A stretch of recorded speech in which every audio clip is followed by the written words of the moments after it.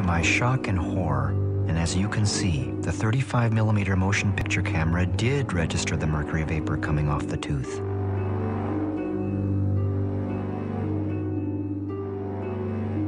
This is the first time in history this has ever been captured on a film camera.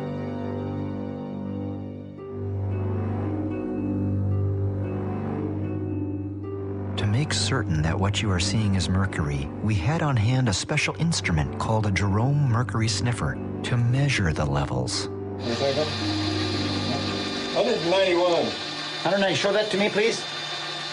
191. Is that high? They'll close the factory. It goes over 100 and evacuate. Oh boy, my gosh.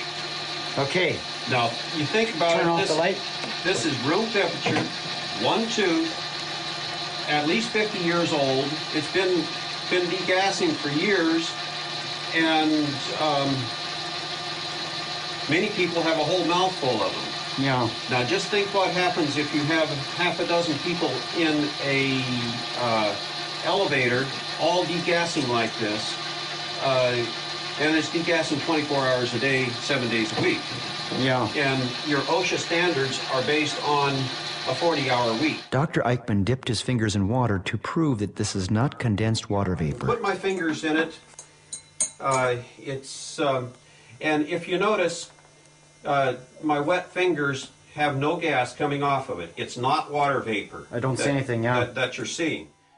Next, Dr. Kennedy set up on the counter an amalgam mixer, which dentists use in their office to mix the amalgam capsules.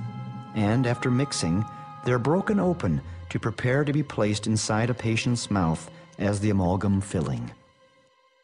The amalgam capsules are then lined up one by one on a shaker where they are shaken for a time. With an unsuspecting patient nearby, the capsules are then broken open just as any dentist or dental assistant will do. Will mercury vapor be released? Remember, this is common procedure and goes on each and every day all over the world in dental offices next to innocent patients.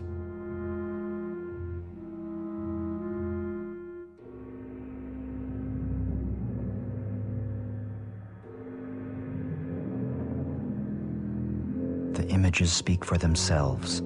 For the American Dental Association to continue to insist that amalgams are safe would seem absurd.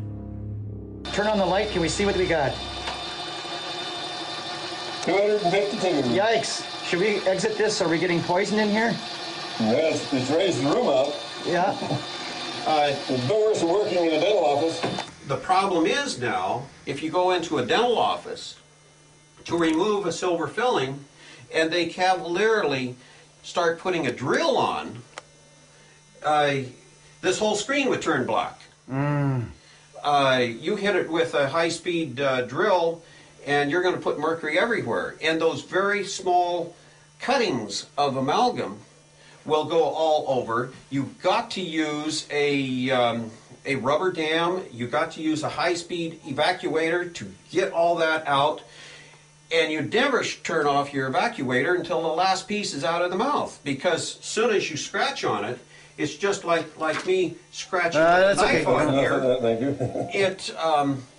I think it's a crime what they're doing to their dental staff. Is that the female is much more sensitive reproductive-wise to mercury, and as a result, that causes not only infertility, but it causes birth defects.